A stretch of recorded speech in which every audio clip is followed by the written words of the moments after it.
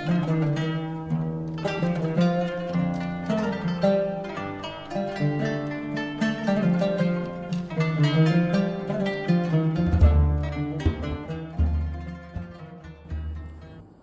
pemirsa dan netizen program Kalam Maghribi dimanapun Anda berada, Assalamualaikum warahmatullahi ta'ala wabarakatuh. Alhamdulillahi wassalatu wassalamu ala rasulillah wa ala alihi wa sahbihi. Allahumma salli ala sayyidina Muhammadin al-fatih lima ughliq wal khatim lima sabaq, nasiril haqqi bil haqq wal hadi ila siratikal mustaqim wa ala alihi haqqa qadrihi wa miqdaril azim. Rabbi shrah li sadri wa yassir li amri wahlul 'uqdatam min lisani yafqahu qawli. Amma ba'd. Pertama-tama marilah kita panjatkan puji dan syukur kehadirat Allah Subhanahu wa taala, karena dengan rahmat dan taufiknya kita masih bisa melaksanakan ibadah bulan suci Ramadan di suasana merebaknya pandemi virus corona di seantero jagat raya ini, termasuk Indonesia. Semoga kita senantiasa dijaga dan dijauhkan dari virus dan wabah yang sangat berbahaya ini. Amin, amin ya rabbal alamin. Salawat dan salam senantiasa kita curahkan kepada junjungan baginda Nabi besar Muhammad SAW yang telah membawa umatnya dari alam kegelapan ke alam yang penuh dengan cahaya ilahi, minadz zulumati ila nur. Tak terasa hari ini kita sudah memasuki hari yang ke-15 di bulan suci Ramadan.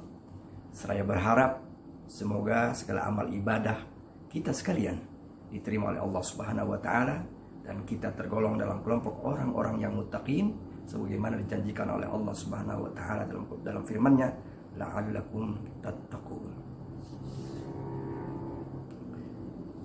Dalam kesempatan yang baik ini, izinkan saya untuk menyampaikan tentang pelajaran ekonomi dari sisi kehidupan Nabi Ibrahim alaihissalam dalam doa beliau yang sebagaimana telah diabadikan dalam Al-Quran.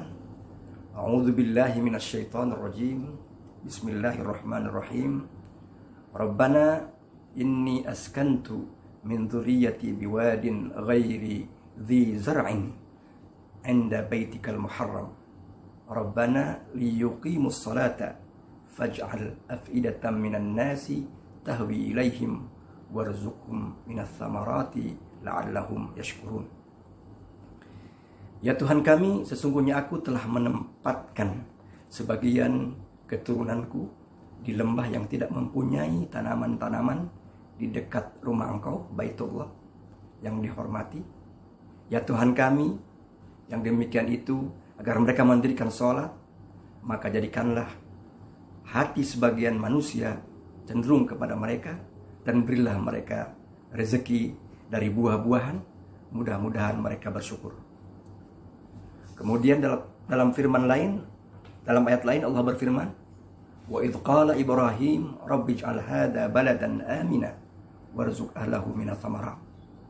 Dan ingatlah ketika Ibrahim berkata, ya Tuhanku, jadikanlah negeri ini negeri yang aman sentosa dan berikanlah rezeki dan buah-buahan kepada penduduknya yang beriman di antara mereka kepada Allah dan hari kemudian.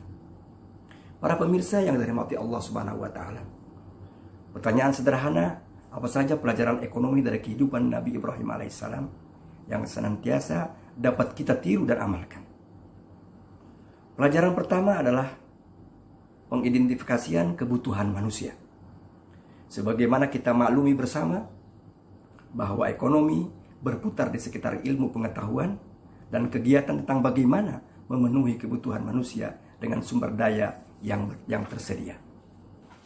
Pengidentifikasian kebutuhan ini menempati urutan penting dalam ilmu sosial atau yang lebih dikenal sebagai teori pengidentifikasian kebutuhan manusia dalam ilmu perilaku yang telah dijadikan rujukan oleh para ekonom melalui studi yang sangat panjang. Dari sisi perbedaannya, terdapat dua jenis kebutuhan yang sangat dasar, yang sangat mendasar, yaitu kebutuhan fisiologis atau disebut dengan kebutuhan fisik, yang sangat ditentukan oleh 4 kebutuhan, yaitu makanan, makan, minuman, masyrab, pakaian, malbas, dan tempat tinggal. Yaitu tempat tinggal, yaitu yang keempat. Selanjutnya kebutuhan psikologis. Hal ini sangat berkaitan erat dengan kondisi keamanan atau identitas ataupun juga identitas seseorang. Maka dalam konteks ini Al-Quran telah memberikan sebuah guidance sebagaimana doa yang disampaikan oleh Nabi Ibrahim alaihissalam. A'udzubillahi minasyaitonirrajim. Bismillahirrahmanirrahim.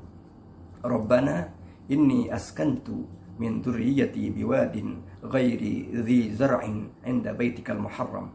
Rabbana liyuqimus salata faj'al af'idatan minan nasi tahwi ilaihim warzuqhum minats thamarati la'allahum yashkurun. Kemudian dalam ayat lain juga disebutkan wa idh qala Ibrahim rabbi ij'al hadza baladan amina warzuq ahlahu minats thamarat. Dari ayat-ayat tersebut dapatlah kita simpulkan bahwa pertama, sudah saatnya bagi para cendekiawan muslim untuk kembali menjadikan agama sebagai sumber ilmu pengetahuan dalam mengidentifikasikan kebutuhan manusia, baik secara psikologis maupun psikologis, ketimbang larut dalam kebingungan antara teori dan mengimpor ide orang lain, ide yang datang dari non-muslim umpamanya, yang belum tentu sesuai dengan tuntutan syariat yang diajarkan oleh Allah Subhanahu wa Ta'ala melalui Quran dan Sunnahnya. Kedua, pentingnya memenuhi kebutuhan psikologis dan merawatnya, terutama dari aspek keamanan kesehatan, healthy security, terlebih di suasana pandemi corona ini, di suasana pandemi corona yang kita hadapi saat ini, karena kesehatan sangat berkontribusi besar dalam menciptakan lingkungan ekonomi yang sehat. Pelajaran kedua adalah sumber daya. Sumber daya adalah rezeki Allah yang maha kuasa, yang diberikan kepada para hambanya, disediakan untuk semua ciptaannya, dan tidak ada seorang pun memiliki hak untuk merebut atau menihilkan hak orang lain karena perbedaan kepercayaan, perbedaan ideologi, atau orientasi intelektualnya. Pada saat Nabi Ibrahim berdoa kepada Allah Subhanahu wa Ta'ala dan meminta untuk diberikan keamanan dan rezeki khusus bagi orang-orang yang beriman kepada Allah dan hari akhir, Allah Subhanahu wa Ta'ala menjawab dengan firman-Nya, "Wa man kafara fa umatti'uhu qalilan thumma yatarruhu ila adzabin nar wa bi'sal masir." Yang artinya, dan kepada orang yang kafir pun aku beri kesenangan sementara, kemudian aku paksa ia menjalani siksa neraka, dan itulah seburuk-buruknya tempat kembali.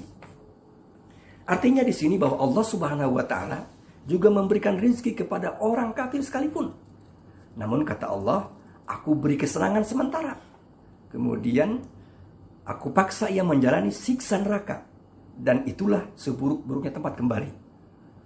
Pelajaran ketiga adalah doa al-iqtisadi atau doa ekonomi.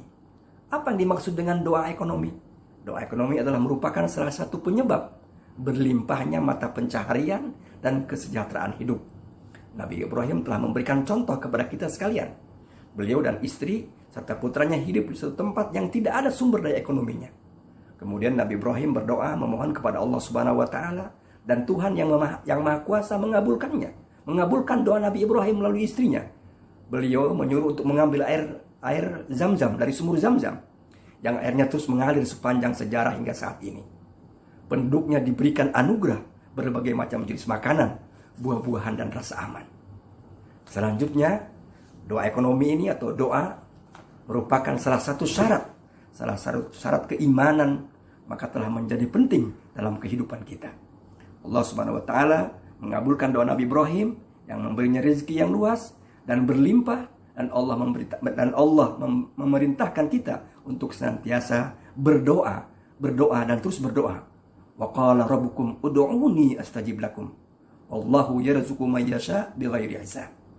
Jadi janji Allah Subhanahu wa Ta'ala, selain kita suruh berdoa, kemudian Allah menjanjikan dengan rezeki dengan tanpa batas. Demikian, wassalamualaikum warahmatullahi wabarakatuh.